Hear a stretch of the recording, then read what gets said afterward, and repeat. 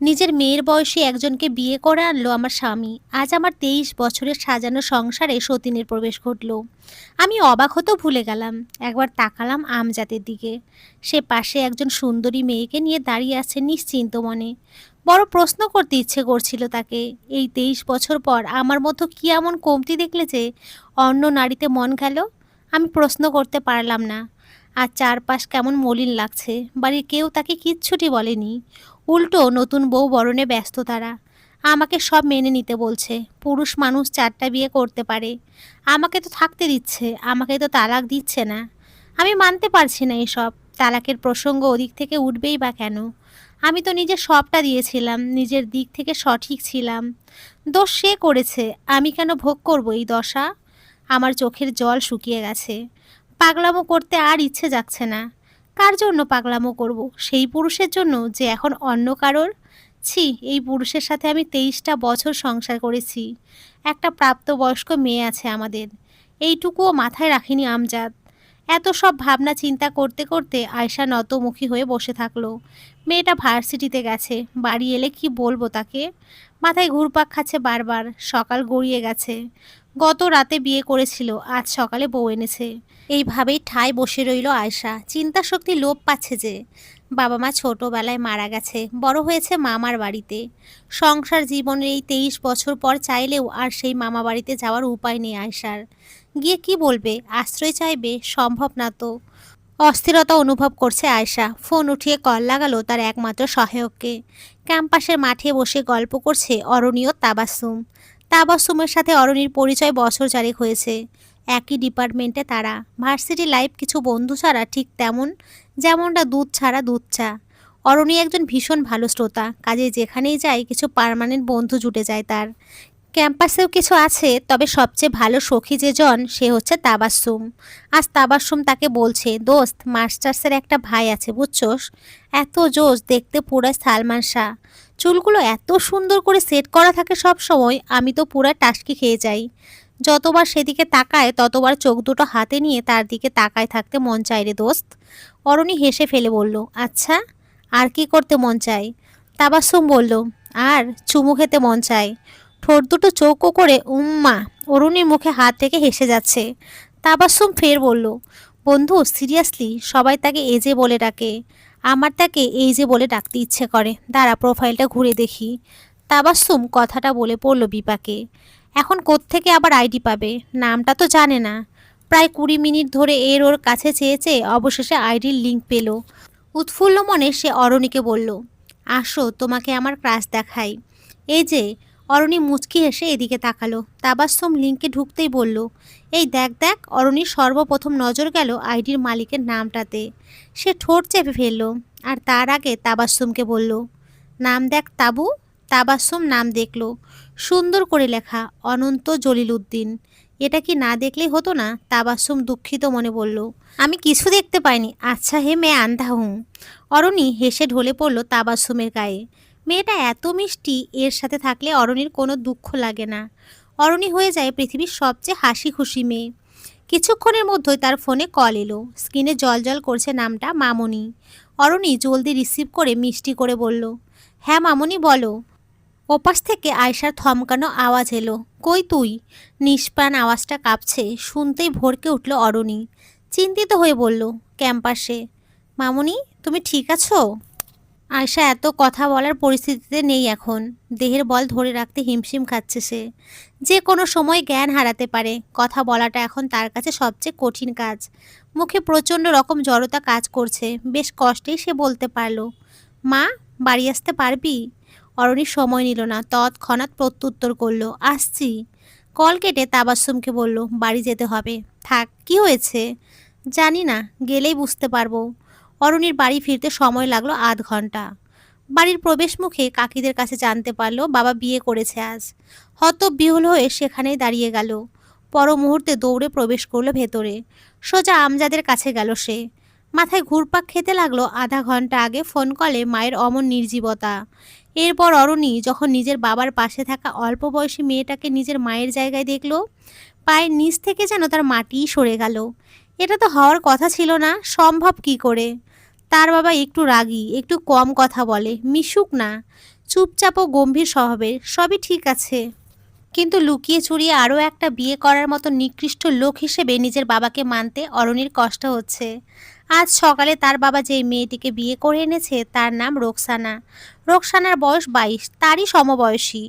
অরণি অবাক চোখে মেয়েটিকে দেখলো। আর একটা বিয়ে করলো? কচি মেয়ে বিয়ে করলো তার বাবা, এমন ঘৃণ্য কাজ কি করে করতে পারলো? বাসুর ঘর থেকে তার বেডরুম দেখা যাচ্ছে, দরজা খোলা। আয়েশা ওখানে বসে আছে নিষ্প্রাণ অবস্থায়। অরণি বড় শক্ত হৃদয়ের মেয়ে, সে মায়ের দিকে থেকে চোখ সরিয়ে সোজা বাবার চোখে চোখ রাখলো। গম্ভীর মুখে প্রশ্ন করলো, কারণ? আমজাদ কিছু বলতে পারল না, কোন মুখে কি বলবে সেটাও বুঝলো না। পুরো দুনিয়ার সামনে শক্ত সমর্থ লোকটা মেয়ের কাছে খানিকটা দুর্বলই বটে, কিন্তু একটা ছেলের অভাব যে এই বয়সে এসেও খুব টের পাচ্ছে। সেই কথা তো এইভাবে বলা যায় না। অনেক চিন্তা করে গ্রামে বেড়ে ওঠা, রোকসানাকে বিয়ে করেছে সে। আমজাদকে চুপ থাকতে দেখে অরণি রাগে দিক বিদিক শূন্য হয়ে পড়ল। উচ্চস্বরে জিজ্ঞেস করলো, অনুমতি নিয়েছিলে নিজের প্রথম স্ত্রীর? নিয়েছিলে? অনুমতি নেওয়া তো দূর, জানায়নি অবধি আমজাদ। পাশ থেকে দাদি ধমকে উঠল অরণিকে, বাপের সাথে এমনি বেয়াদবের মতো কথা কইতে শিখছিস কার থেকে? অসভ্য, চুপ কইরা থাক। অরণি আরও চেতে গেল, রক্ত লাল চোখে দাদিকে বলল, বেয়াদব অসভ্য তো তুমি আর তোমার ছেলে। ছেলেকে শিক্ষা দাওনি ঠিকঠাক। আমার মায়ের সাথে অন্যায় করেছে সে, আর আমাকে চুপ থাকতে বলছো? দাদি ভড়কে গেল অরণির কথা বলার ধরন শুনে। এইভাবে মেয়েটা কোনো দিনও কারোর সাথে কথা বলেনি তো। কাকিরাও কিছুটা ভয় পাচ্ছে এবার। অরণি সকলকে দেখে নিয়ে আমজাদকে ফের বলল, কতখানি ঘৃণিত কাজ করেছো তুমি জানো? তুমি পাপ করেছো সেটা জানো? পৃথিবীর সবচেয়ে জঘন্যতম কাজ করেছো তুমি। তুমি তোমার স্ত্রীকে সর্বোচ্চ কষ্ট দিয়েছো। তুমি ক্ষমারও অযোগ্য, তুমি নিকৃষ্ট। অরণির কথাগুলো বলে বড় বড় পায়ে রুমে প্রবেশ করলো। খাটে পা গুটিয়ে বসে আছে আয়েশা, পরনে তার কালো পাড়ের নীল শাড়ি এলোমেলো হয়ে আছে। অরণির সামনে দাঁড়িয়ে আয়েশাকে জড়িয়ে ধরলো। মায়ের মাথাটা নিজের বুকে আগলে নিয়ে চুপচাপ দাঁড়ালো, মাথায় হাত বুলিয়ে বলল, মামুনি আমি আছি, আর কাউকে লাগবে না আমাদের। লাগবে কি বলো? আয়েশা কিচ্ছু বলতে পারলো না, তার কান্না পেয়ে যাচ্ছে। অরণি আবারও বলল, তোমার দিক থেকে তুমি ঠিক ছিলে, অন্যায় সে করেছে। তুমি কেন কষ্ট পাবে মামুনি? মেয়ের কাছে এমন আহ্লাদ পেয়ে আয়েশা ফুপিয়ে কেঁদে উঠল। অরণি আরও শক্ত করে আয়েশাকে জড়িয়ে ধরল। আয়েশা এতক্ষণে একটু শান্তি পেল। মরুভূমির মতো উত্তপ্ত হৃদয়ে তার এক পশলা বৃষ্টি নামল। এই তো তার আশ্রয়। এইটুকু দিয়েই বাকি জীবনটা কাটিয়ে ফেলবে সে নিশ্চিন্তে। অনেকটা সময় অরণি মায়ের মাথায় হাত বুলিয়ে দিয়ে গেল। আয়েশার কান্না থেমে গেছে, ফোপাচ্ছে একটু পরপর। অরণি ডাকলো তাকে, মামুনি। কিছু প্রশ্ন করতে চাই, উত্তর দেওয়ার পরিস্থিতিতে আছো কি? আছি। অরণি আয়েশাকে ছেড়ে দাঁড়ালো, এরপর হাঁটু মুড়ে ফ্লোরে বসলো। আয়েশার দুই হাত নিজের দুই হাতে ধরে জিজ্ঞেস করলো, মামুনি, তুমি কি এখনও তার সংসার করতে চাও? থমকালো আয়েশা, জল ছলছল চোখে তাকালো মেয়ের দিকে। কাপা কাপা ঠোঁটে বিড়বিড় করে বলল, চাই না। তুমি কি তাকে কোনো শাস্তি দিতে চাও? তুমি চাইলে আইনি সহায়তা নিতে পারি আমরা। চাই না। মাপ করে দিতে চাও? না। কি চাও? এসব থেকে মুক্তি চাই। যতদিন বেঁচে আছি এই লোকের মুখও দেখতে চাই না। তুমি নিশ্চিন্ত? হ্যাঁ। অরণি আয়েশার দুই হাত নিজের গালে ঠেকিয়ে বলল, তবে তাই হবে। তুমি আস্থা রাখো আমার উপরে। আয়েশা মাথা নাড়ালো।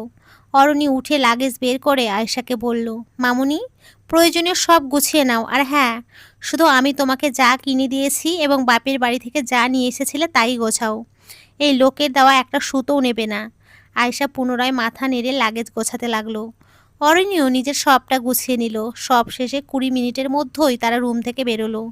অরণি এক হাতে নিজের মায়ের হাত ধরে রেখেছে। মাকে নিয়ে বাবার মুখোমুখি দাঁড়ালো সে, শক্ত গলায় বলল, খুব শীঘ্রই তালাকের ব্যবস্থা করা হবে। আপনার ও আপনার সকল সম্পত্তির ওপর থেকে আমিও আমার মা সব ধরনের দাবি তুলে নিলাম। প্রথম স্ত্রীর অনুমতি ছাড়া দ্বিতীয় বিয়ে হয় না। আপনার বিয়েও বৈধ হয়নি। তালাকের পর পুনরায় বিয়ে করে নেবেন। শুভ কামনা। আল্লাহ হাফেজ। সম্পূর্ণ অনিশ্চিত জীবন ব্যবস্থা নিয়ে মায়ের সাথে বাড়ি থেকে বেরিয়ে এলো অরণি। এখন কোথায় যাবে, কি করবে, কিভাবে থাকবে কিচ্ছু জানে না সে। শুধু একটা কথাই তার মাথায় গেঁথে গেছে, যারা তার মাকে এত কষ্ট দিয়েছে তাদের কাছে আর এক মুহূর্তও নয়। অরণি একটা সিএনজি ডেকে নিল। ঢাকার একটা স্বনামধন্য পাবলিক বিশ্ববিদ্যালয়ে পড়ার দরুন টিউশনির ডিমান্ড বেশি অরণির। 2 জন ইন্টারমিডিয়েট লেভেলের স্টুডেন্টকে সে পড়ায়, তাতে ভালোই একটা অ্যামাউন্ট আসে। অন্যদিকে অরণি একজন ফ্রিল্যান্সারও। ইন্টারমিডিয়েট শেষে শখ করে কোর্স করেছিল।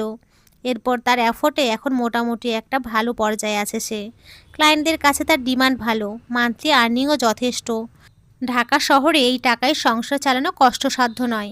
এখানটায় এসে অরণি বুক ভরে শ্বাস টানলো। ভাগ্যিস সে নিজেকে চালাতে সক্ষম, ভাগ্যিস আর্নিং সোর্সে রেখেছিল, নয়তো এখন কি করতো। প্রতিটা মেয়েরই উচিত বসে বসে সময় অপচয় না করে সেই সময়টাকে কাজে লাগানো। যে বিষয়ে আগ্রহী সে, সেটাতে নিজেকে দক্ষ করা। দক্ষতা অভিজ্ঞতার চেয়ে বেশি উপকারী। এদিকে ভবিষ্যতের নিশ্চয়তা কেউ দিতে পারে না, কিন্তু বর্তমানে সঠিক সিদ্ধান্ত নিয়ে ভবিষ্যৎকে সুসজ্জিত করতে পারে। অরণির ভীষণ সুন্দর একটা দিক ছিল, সে বসে থাকেনি, সে কাজ করেছে, সে খেটেছে। অরণি তার মাকে নিয়ে সিএনজিতে করে তাবাসসুমের বাসায় চলে গেল। তাবাসসুমের বাসা শেওড়াপাড়ায়। অরণি তাকে কল দিয়ে সংক্ষেপে কিছুটা জানালো, এরপর বলল, আমি তোর বাসায় আসছি। তাবাসসুম উদ্বিগ্ন হয়ে বলল, তুই আন্টিকে নিয়ে আমার বাসায় আয়, যতদিন খুশি থাকবি। অরণি বাসায় পৌঁছাতেই তাবাসসুমের মা হেনা শরবত করে এনে দিল ওদের জন্য। আয়শা বড় চুপচাপ হয়ে আছে। তাবাসসুম যতটা জানতো মাকে বলেছিল, তাই হেনা বুঝতে পারছে সে নিজেও খুব কষ্ট পেয়েছে অরণিদের এমন অবস্থা শুনে। হাপিত্তেশ করছে। অরণি বহু কষ্টে আয়েশাকে কিছু খাওয়ালো। এরপর আয়েশাকে শুইয়ে দিয়ে মাথায় হাত বুলিয়ে দিতে লাগলো। আস্তে ধীরে ক্লান্ত শরীরটা নেতিয়ে আসে। আয়েশা অরণির টুকটাক কথা শুনতে শুনতে ঘুমিয়ে পড়ে। এদিক দিয়ে একটু আরাম বোধ করার পর অরণি তাবাসসুমকে বলল, আমি একটু বেরোবো, মায়ের খেয়াল রাখিস। কই যাবি? বাসা খুঁজতে। তাবাসসুমও তার মা ভীষণ নারাজ তার এমন কথায়। এখনই কেন এত ব্যস্ত হতে হবে অরণিকে? অথচ অরণি বুঝিয়ে পারছে না তার মাকে সে সম্পূর্ণ নিজ দায়িত্বে বাড়ির বাইরে বের করেছে, তাই থাকা খাওয়া পড়ার দায়িত্ব তাকেই নিতে হবে। অন্য কারো সাহায্য নিয়ে চলতে অরণির আত্মগরিমায় বড় বাঁধবে। অরণি বুঝিয়ে শুনিয়ে বেরিয়ে এলো। তারপর খুঁজতে লাগলো বাসস্থান। মাসের এই অর্ধেকে এসে কোথাও তার যেমনটা লাগবে তেমন কোনো খালি বাসা সে খুঁজে পাচ্ছে না। পাওয়াটাও সহজ নয়, দুপুর থেকে খুঁজে যাচ্ছে এখন সন্ধ্যা নামবে বলে। প্রচণ্ড ক্লান্ত শরীর আর চলছে না। এমন সময় কাজীপাড়ার একটু ভেতরের দিকের গলিতে একটা বাসা সে খুঁজে পেল। যানবাহনের আওয়াজ এদিকে আসে না। অরণি বড় আশা নিয়ে টুলেটের দিকে তাকালো। লেখা আছে ফ্ল্যাট বাসা ভাড়া হবে। একটা বেডরুম, একটা ড্রয়িং রুম, বারান্দা, ডাইনিং, বাথ কিচেন সব মিলিয়ে তার যেমনটা চাই তেমনই। সে ভেতরে প্রবেশ করলো। কেয়ারটেকারের কাছে জানতে পারলো বাসা খালি আছে। একটা এমার্জেন্সিতেই অর্ধ মাসে শিফট হয়েছে এই বাসায় থাকা লোকটা। অরণি চাইলে উঠতে পারে। 3 তলা বাড়ির 3য় তলার সুসজ্জিত ছাদ, আর তার একপাশেই ফ্ল্যাট। 2য় তলার বাড়িওয়ালা থাকে। বাকি 3টা ফ্ল্যাটে অন্যান্য ভাড়াটিয়া। নিচতলায় গ্যারেজ। ছাদ সংলগ্ন হয় ফ্ল্যাটটা সুন্দর। অরণি তৎক্ষণাৎ অ্যাডভান্স করতে চাইলো। কেয়ারটেকার জানালো 2 মাসের ভাড়া অ্যাডভান্স পে করতে হবে। অরণি পড়ল বিপাকে। তার কাছে এই মুহূর্তে ক্যাশ আছে 15,000 টাকা। এখন গিয়ে টাকা উঠিয়ে আবার এসে পে করতে ইচ্ছে করছে না। তাছাড়া 2 মাসের ভাড়া দেওয়ায় কিছুটা সংকটেই পড়তে হবে এই মাসে। এমনিতেও খরচ অনেক, তাই সে 1 মাসের ভাড়া দিতে চাইল। কেয়ারটেকার এতে রাজি না হওয়ায় অরণি বলল, আমি কি বাড়িওয়ালার সাথে কথা বলতে পারি? পারেন। কেয়ারটেকার ওকে বাড়িওয়ালার নম্বর দিল। বাড়ির মালিক বাড়িতে নেই, থাকে না এখানে তারা। অরণি নাম্বারটায় কল লাগালো। 3বার রিং হওয়ার পর একজন রিসিভ করলো। অরণি সালাম দিয়ে বলল, আপনার বাসার 3য় তলার যে ফ্ল্যাটটা খালি পড়ে আছে, আমি সেটাই উঠতে চাইছি আজ। এখন চাচা বলছেন যে 2 মাসের ভাড়া আগে পে করতে হবে। আমি যদি 1 মাসেরটা আজ করি এবং মাসের ভাড়া প্রতি মাসের শুরুতেই দেই তাহলে হবে না? কলের ওপাশের ব্যক্তি অরণির এক নাগাড়ে বলা এতগুলো কথা শুনে খানিকটা থমকালো। একটু সময় নিয়ে আসলেই মাথা নাড়ল। ছোট্ট করে বলল, ওকে। বড় করে দম নিয়ে অরণি বলল, থ্যাংক ইউ। অরণি কল কেটে দিল। এরপর বাসা ভাড়া নেওয়ার চুক্তিপত্রটা পূরণ করে কেয়ারটেকারের হাতে 1 মাসের ভাড়া সহ নিজের আইডেন্টি কার্ডের কপি আর যা যা প্রয়োজন সব গুছিয়ে দিয়ে বেরিয়ে এলো বাসা থেকে। থাকার ব্যবস্থা করা শেষ, এখন প্রয়োজনীয় সামগ্রী লাগবে। সব প্রয়োজন বাবা মেটাতো বলে নিজের উপার্জিত টাকা তার খরচ হতো না। মাঝে মধ্যে শখ করে মাকে এটা সেটা কিনে দিত। নিজে কিন্তু সেইটুকুতে সব ফুরিয়ে যায়নি। অরণির ব্যাংক অ্যাকাউন্টে তাই একটা ভালো অ্যামাউন্ট জমা আছে। সে টাকা উঠিয়ে নিল। খাট, আলমারি, ড্রেসিং মিরর, তোশক, চাদর, পর্দা, ফ্যান, লাইট, থালা বাসন, চাল ডাল, মশলা, তরি তরকারি সহ যা যা খুব জরুরি অরণি পাশের কয়েকটা দোকান থেকে তা কিনে নিল। বাকি সব আস্তে ধীরে নেওয়া যাবে। আর কিছুক্ষণের ভেতরে সব নিয়ে এই নতুন বাসায় হাজির হলো সে। যারা ফার্নিচার নিয়ে এসেছিল তাদের দিয়ে জায়গা মতো সব রাখলো। সব গোছাতে গোছাতে বাজলো রাত 9:30। পরনে নীল রঙের গোল জামা ঘেমে গায়ের সাথে লেপ্টে আছে, খোপায় বাঁধা চুল মাথার উপরে আট করে বাঁধা, পুরো মুখ ক্লান্তিতে কালো হয়ে আছে, তার উপর সারাদিনের না খাওয়া। অরণি বেডরুম কিচেন সব দিকে দৌড়াদৌড়ি করছে, এ ফাঁকে ভুলেই গেছে দরজা খোলা। ইপ্তি হাতে একটা আইডি কার্ডের কপি নিয়ে ছাদের একপাশে দাঁড়িয়ে আছে। কার্ডে একটা মিষ্টি দেখতে মেয়ের ছবি। সাধারণত ন্যাশনাল আইডেন্টি কার্ডের ছবি ভালো আসে না, তবে এতে ভালো দেখা যাচ্ছে নাম আঞ্জুমান অরণি। ইপ্তিকে যখন কেয়ারটেকার করিম বলে, স্যার বাড়িতে তো আজই মাইয়াটা উঠতে চায়, কি করুম? আমার সুবিধার লাগতেছে না, এমনি না যাই না, না শুই না ভাড়া দেওয়ান কি ঠিক হইল? মেয়েটার অমন ক্লান্ত আওয়াজে অতগুলো কথা শুনে ইপ্তি নিশ্চিন্ত মনে বলল, মেয়েটার প্রয়োজন হয়তো, আর এনআইডি অ্যাড্রেস সবই তো দিয়েছে, আমি এলেই না হয় বাকি সব দেখে নেব। করিম আর এতে কিছু বলেনি। ইপ্তি কাজ শেষে তাই এই বাসায় চলে আসে। ফ্রেশ হয়ে হাতে 1 কাপ ধোয়া ওড়ানো কফি নিয়ে ছাদে এসে সে দাঁড়িয়ে আছে এবং করিমের দেওয়া অরণির কার্ডের কপিটা সে দেখছে। ছাদে ওঠার সময় চোখ অবশ্য ফ্ল্যাটের ভেতরে গেছিল। মেয়েটাকে আনমনে কাজ করতে দেখে চোখ সরিয়ে নিয়েছিল তখনই। কিন্তু কথা বলা জরুরি, অনেক সময় হয়েছে ছাদে আসার। সে কফির মগটা রেলিংয়ের উপরে রেখে পকেটে হাত গুজে লম্বা লম্বা পায়ে ফ্ল্যাটের দিকে এগিয়ে গেল। ফ্ল্যাটের ভেতরে না তাকিয়ে দরজায় নক করলো। অরণি তড়িতে এদিকে ঘুরল, গায়ের ওড়না ঠিক করে এগিয়ে এলো এই পাশে। প্রশ্নাত্মক চোখে তাকিয়ে রইল ইপ্তির দিকে। অরণি যখন তার মুখোমুখি দাঁড়ালো, ইপ্তি চোখ তুলে তাকালো তখন। সারাদিনের অনাহার, মাথার উপরে এত এত চিন্তা, ক্লান্তি সব মিলিয়ে অরণিকে যেমনটা দেখাচ্ছে তা বলাই বাহুল্য। ছোট্ট শরীরটায় আর দাঁড়িয়ে থাকারও জোর নেই, তবুও শরীরের সাথে মনের জেদ চলছে তার। সেই জেদ দেখেই এখনও কাজ করে যাচ্ছে। সাধারণত অপরাধীরা চোখে চোখ রেখে কথা বলতে পারে না, চোখের পাতা কাঁপে তাদের। ইপ্তি বিষয়টা বোঝে। অরণিকে পরীক্ষা করতে কিংবা এমনি ইচ্ছে করছে বলেই হয়তো তার দিকে ইপ্তি স্থির দৃষ্টিতে তাকালো। গলায় গাম্ভীর্য শতভাগ স্পর্শ রেখে বলল, আমি ইফতেখার মাহমুদ। অরণির খুব বলতে ইচ্ছে করলো, ও আচ্ছা, সুন্দর নাম। অথচ পরিস্থিতির সাথে যাচ্ছে না, যাবে না বলে এমন কথা সুন্দরী অরণি বলতে পারল না। বরঞ্চ তাকালো চোখের দিকে। অরণির চোখের দৃষ্টি তারও অধিক স্থির, নড়বড়ে নয়, গলার আওয়াজও অসম্ভব দৃঢ়তার সাথে সে বলল, সন্ধ্যায় আপনাকেই কল করেছিলাম। হ্যাঁ, বিস্তারিত আলোচনা প্রয়োজন। পুরো দুনিয়া এখন অরণির কাছে অবসন্ন লাগছে। খিদে পেট জ্বালা করছে, সব গোছানো শেষ, প্রায় রান্নাও হয়ে এসেছে। মাকে এনে খাবে একসাথে। এই অবস্থায় বিস্তর আলোচনার শক্তি তার নেই। শ্রান্ত গলায় বলল, আমি প্রচণ্ড টায়ার্ড, আর অনেক কাজ বাকি। Can we talk tomorrow please? কি অবলীলায় নিজের পরিস্থিতিটা জানালো অরণি। জড়তা ও সংকোচের দোহাই দিয়ে বেশিরভাগ মানুষই না বলতে পারে না। অরণি না বলতে জড়ত্ব কাজ করে না। ব্যাপারটা প্রশংসনীয়। ইপ্তি কিছুক্ষণ চুপ থেকে বলল, শিওর? অরণি স্বস্তির শ্বাস ফেলল। ইপ্তি চলে যেতে সে রান্না শেষ করে শাওয়ার নিয়ে নিল। এক্সট্রা জামা কাঁধে ব্যাগে থাকে তার।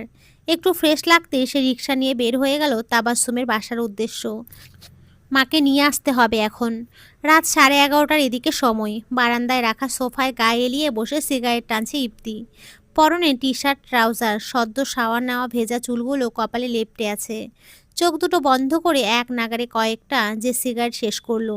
ইপ্তি জানে না, কখনো হিসেবও রাখে না। রিকশার টুংটাং শব্দে তার ঘোর কাটে। মাথা ঘুরিয়ে ওদিকে তাকানোর ইচ্ছেটা তার হলো না। একাকিত্ব খুব জ্বালাচ্ছে আজ তাকে, সব কিছু বিষণ্ণ লাগছে। বোধ হয় না দুনিয়ার কোনো চমকই এখন তাকে উৎফুল্ল করতে পারবে। অথচ বোধ না হওয়া জিনিসটা ঘটল। কিছুক্ষণ পর একটা মেয়েলি আওয়াজ তার কানে এলো, মামুনি সাবধানে নামো। আওয়াজটা মোটা নাকি চিকন তা বিশেষ বোঝা যাচ্ছে না, তবে মিষ্টত্ব নেই, নমনীয়তা আছে শতভাগ। ইপ্তি না চাইতেও একবার সামান্য তাকালো ওদিকে। অরণির সাথে একজন 40 ঊর্ধ্ব মহিলাকে দেখতে পেল। দুজনের চেহারার গঠন 80% মিল। এক দেখায় বলে দেওয়া যায় এরা মা মেয়ে। এতে ভাবার প্রয়োজন পড়ে না। শুধু যে দুজনের চেহারাতেই মিল লক্ষ্য করা যাচ্ছে এমনটা নয়, মুখাবয়বের অভিব্যক্তিও শতভাগ মিলে যাচ্ছে, যেন তারা দুইজনেই এই পৃথিবীর উপরে নাখোশ, এই সমাজ ব্যবস্থার উপরে নারাজ। বরাবরই লক্ষ্য করা যায় মায়েরা তাদের সন্তানদের ঢাল হয়ে দাঁড়ায়, সব সময় আগলে রাখে। এবার কিছুটা ভিন্ন ঘটনা দেখা গেল। মেয়ে তার মায়ের ঢাল হয়েছে, মাকে আগলে রাখছে। এক হাতে লাগেজ ও অন্য হাতে মাকে জড়িয়ে নিয়ে সে হেঁটে হেঁটে ভেতরে প্রবেশ করলো। মেয়েটাকে দেখে মনে হচ্ছে বয়স খুব একটা নয়। অথচ পুরো পৃথিবীর দায়িত্ব কাঁধে নিয়ে রেখেছে যেন। ভীষণ গভীর মনোযোগে এত কিছু খুব সহজেই লক্ষ্য করলো ইপ্তি। ঠোঁটের ভাঁজ থেকে সিগারেট সরিয়ে ধোঁয়া ছাড়লো। বাঘিনী একটা। মাকে নিয়ে অরণি যখন নতুন ফ্ল্যাটে প্রবেশ করলো, বড় করে শ্বাস টেনে প্রশস্ত হেসে বলল, তোমার নিজের সংসার এটা, আমার আর তোমার বাড়ি, একটু সাজিয়ে গুছিয়ে নিয়ে চলো। জল ছলছল চোখে তাকালো আয়শা অরণির দিকে। আজ সকালে পাওয়া আঘাতটা তাকে বড় মলিন করে ফেলেছে। কোনো অনুভূতি ঠিকঠাক প্রকাশ করতে পারছে না, পারছে শুধু অবাক হতে। চোখে জল আসে মাঝে সাঝে, এছাড়া বিশেষ কোনো প্রতিক্রিয়া তার মাঝে আর দেখা যাচ্ছে না। অরণি আয়েশাকে নিয়ে ভেতরে প্রবেশ করলো। পুরো ফ্ল্যাটটা ঘুরিয়ে এনে বেডরুমে বসালো। এরপর ফ্রেশ হয়ে নিয়ে রান্না করে রেখে যাওয়া খাবার অরণি থালা ভরে এনে আয়েশাকে বলল, মামুনি খিদে পেয়েছে, খাইয়ে দেবে? আয়শা মেয়েকে খাইয়ে দিল। সারা দিনের না খাওয়া অরণি একটু বেশিই খেলো এখন। আয়শাকেও খেতে বলল। খাওয়া শেষে অরণি আয়শাকে ঘুম পাড়িয়ে বারান্দায় গিয়ে দাঁড়ালো। জীবন তাকে কোন মোড়ে এনে দাঁড় করিয়েছে সে ভাবতে লাগলো। দায়িত্ববোধ বেড়েছে তার। আগামীকাল মাকে নিয়ে বেরোতে হবে। একটা সংসারে কি কি প্রয়োজন তাতে অরণির সম্পূর্ণ ধারণা নেই। অন্যদিকে আয়েশাকে ব্যস্ত রাখা এখন ভীষণ প্রয়োজন। হুট করে কোত্থেকে যেন সিগারেটের ধোঁয়া উড়ে এলো। অরণি কেসে উঠল শব্দ করে। সিগারেটের ধোঁয়া তার সহ্য হয় না, মাথা ঘোরায়, বমি পায়।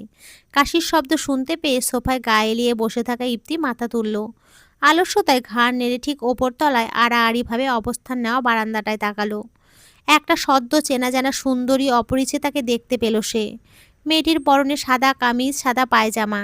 সে কাশছে। ইপ্তি তাকিয়ে থাকতে থাকতে সেকেন্ড পাঁচেকের মধ্যেই রুমের ভেতরে প্রবেশ করে ফট করে বারান্দার থাই গ্লাস আটকে ফেলল অরণি। ইপ্তি ওদিক থেকে দৃষ্টি সরিয়ে তার মধ্যমা আর তর্জনীর ভাঁজে গুজে রাখা সিগারেটটার দিকে তাকালো। ঠোঁট উল্টে বলল, স্মোকও করতে পারবো না, আজ অফ ডে। অরণি আয়েশাকে নিয়ে সকালে বেরোলো, দুপুরের আগে ফিরে এলো। সঙ্গে আনলো এত এত জিনিস। গেটের কাছে আসতেই করিম এগিয়ে এসে জিনিসপত্র ওপরে নিয়ে যেতে সাহায্য করলো। গত রাতে ইপ্তি তাকে বলেছে, করিম চাচা শোনো, মেয়েরা মানসিক দিক থেকে পাথর হলেও শারীরিক দিক দিয়ে অত স্ট্রং হয় না। পুরুষ সহায়তা প্রয়োজন তাদের। তুমি পারলে বাজার টাজারের ব্যাগ ফ্ল্যাটে উঠিয়ে দিয়ে এসো। করিম তার কথা শুনেছে। ইপ্তি বিষয়টা লক্ষ্য করে খানিকটা প্রসন্নই হলো।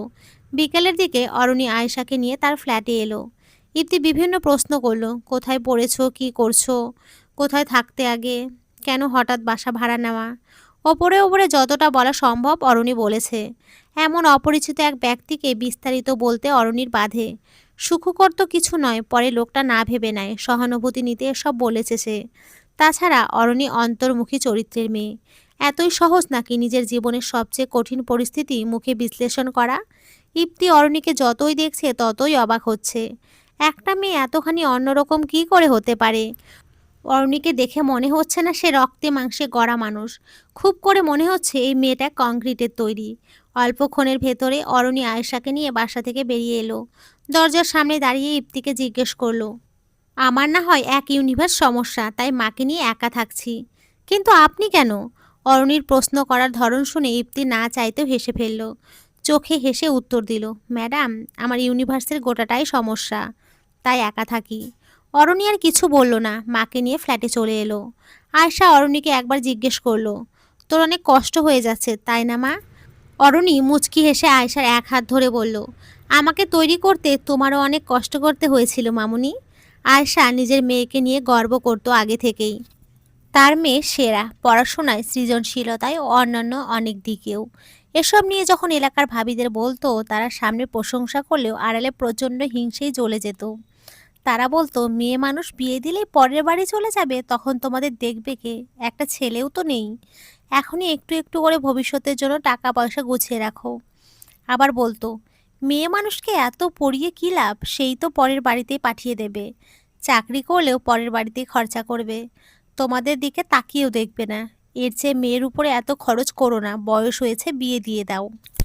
আয়শা প্রতিবাদ করে বলতো, আমার মেয়েকে আমি পড়াবো, আমি দুনিয়াদারি শেখাবো, আমি মাথায় তুলে রাখবো। মেয়ের প্রতি আস্থা আছে আমার। বড় শ্লেষ করে একজন এই কথার প্রত্যুত্তরে একবার বলেছিল, দুধে ধোয়া তুলসী পাতারাও বাপ মায়ের মুখে চুনকালি মারে। আয়শা তা বিশ্বাস করতে পারেনি, বিশ্বাস করেও না। নিজের অনুরূপ তার মেয়ে, কেন ব্যতিক্রম কিছু ঘটবে?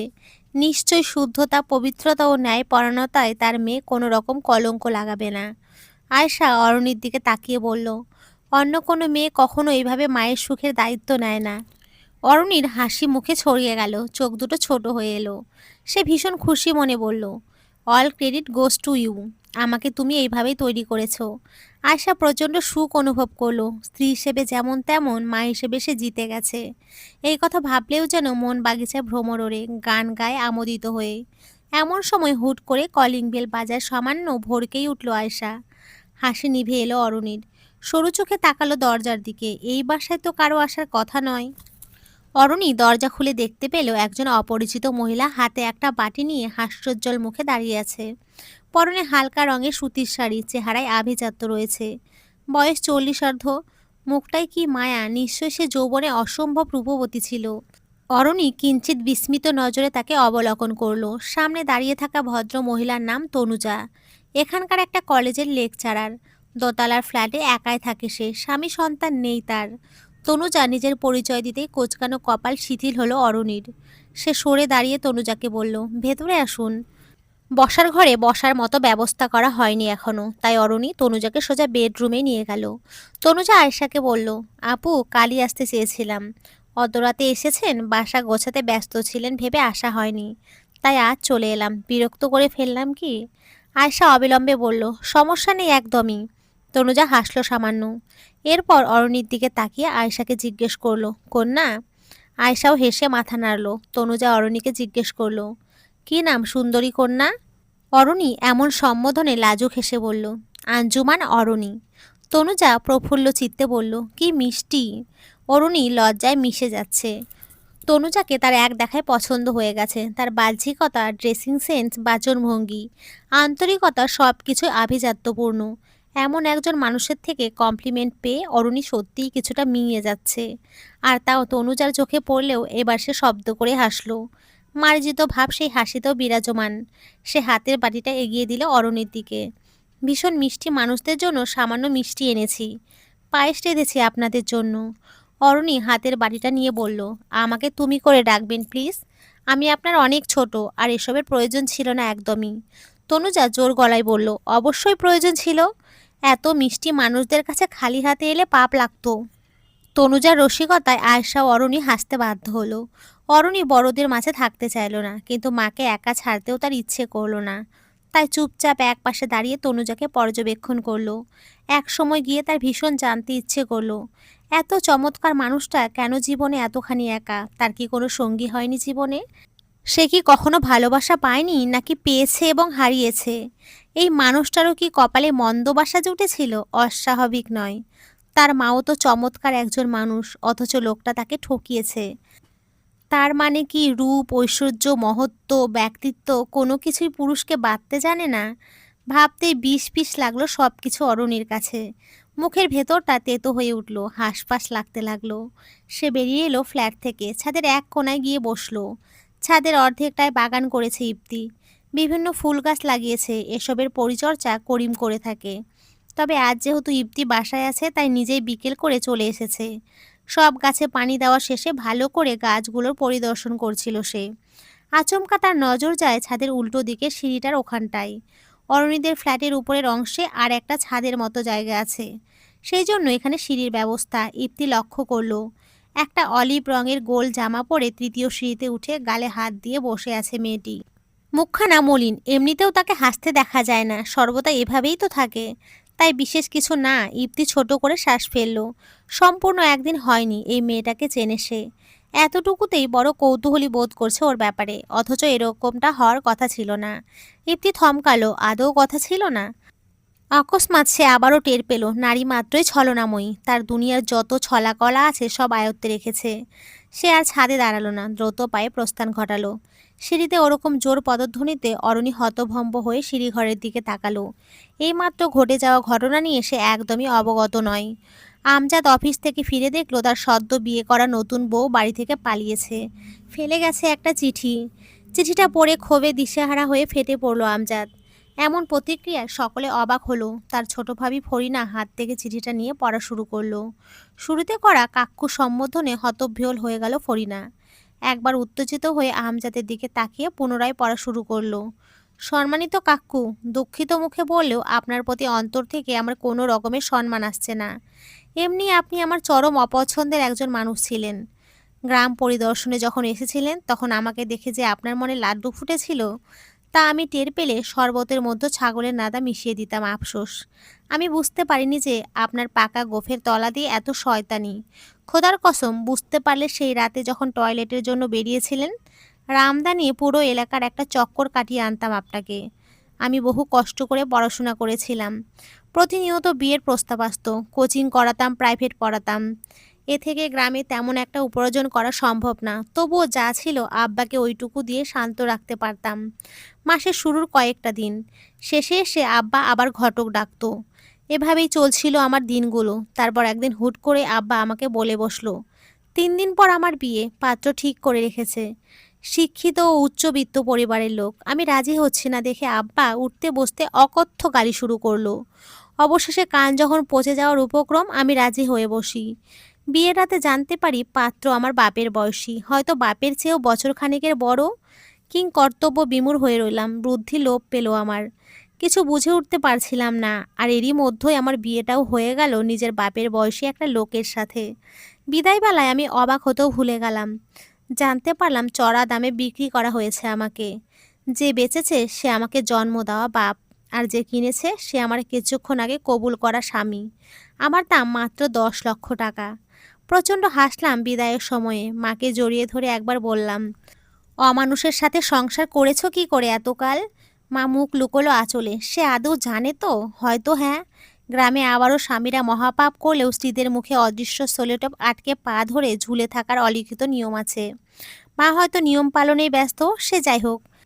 আমার সাথে কি হচ্ছে সেটুকু বুঝে উঠতে না উঠতেই আরও চমকপ্রদ কিছু ঘটেই যাচ্ছিল। আমি চমকাতে চমকাতে এমন পর্যায়ে চলে গেলাম যে কথা বলার শক্তিটাও হারিয়ে ফেললাম। আধ বয়সী বুড়ো কাকু, শোনেন, এসব দুষ্টুমি করা উচিত না। এরকম দুষ্টুমি আর করবেন না। আপনার না বউ আছে ঘরে, এরপরেও বাইরে এত চোখ যায় কেন? যা দুষ্টু, সবখানে এত সুরসুরি কেন? যৌবনের শুরুতেই সতীনের ঘরে ঢুকলাম। সেই ঘরে আবার আমার বয়সী আরও একটা মিষ্টি মেয়ে আছে। একটুও কি মায়া লাগেনি আপনার? কিভাবে পারলেন এসব করতে? আমার সাথে না হয় অন্যায় হয়েছে, আমি মানছি আমার ভাগ্যের দোষ, অথচ একত্রে 3জন নারীর সাথে আপনি যেই অন্যায়টা করলেন, এটাকে ভাগ্য মানতে আমার বড় কষ্ট হচ্ছে। আমি এখনো ভুলতে পারছি না সেই নারীটিকে, যার 23 বছরের সংসারে আমি কাটা হয়ে ঢুকেছি। আমি এখনো সেই মেয়েটির ঘৃণিত দৃষ্টি ভুলতে পারছি না, যার দুনিয়া এলোমেলো করা ঝড়ের অনুরূপ আমি এসেছি। অথচ আমার জানা মতে দোষ আমি করিনি। আমার সাথে অন্যায় হয়েছে, আপনার স্ত্রীর সন্তানের থেকে শিখেছি অন্যায়ের সাথে আপোষে না আসতে। আমি এখন কি করব, কোথায় যাব জানি না। শুধু জানি যতদিন আপনার মতো জানোয়ারের সাথে সংসার করব ততদিন নিজের প্রতি ঘৃণা জন্মাতে থাকবে। আর তা আত্মঘাতে রূপ নিতে খুব বেশি সময়ও নেবে না। অথচ জান বাঁচানো ফরজ, তাই আল্লাহ আমাকে মাফ করবেন নিশ্চয়ই। নিজের জীবনের প্রতি শতভাগ ভালোবাসা আমার ছিল। আপনার মতো নিকৃষ্ট লোকের জন্য সেই ভালোবাসা আমি সামান্য ঘাটতিও আনব না। অতএব জনাবের নিকট আকুল আবেদন, সবাই রোকসানার মতো ভালো লোক হবেন না।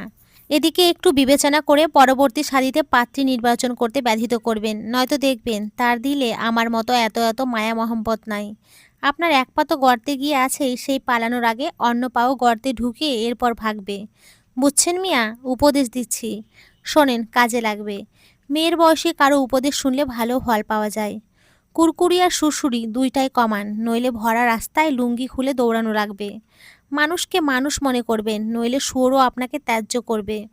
আপনার মতো কচুর পশ্চাতে লাথি মেরে দূরে সরাবে।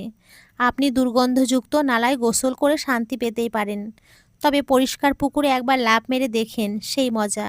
মনের আগাছা পরিষ্কার করে ধর্মের পথে ফিরে আসেন। আজকের মতো এখানেই খতম, আবার দেখা হবে অন্য কোনো গল্পে। ইতি রূপসী রোকসানা। পুনশ্চ আবার দেখা হওয়াটা কথার কথা বলেছি কাকু, সিরিয়াসলি নিয়েন না। আপনার মুখ দেখলেই বমি পাবে আমার, পরে লোকে প্রেগনেন্ট ভাববে। এদিকে আপনার সাথে এখনো আমার কিচ্ছু মিচ্ছু হয়ই নাই।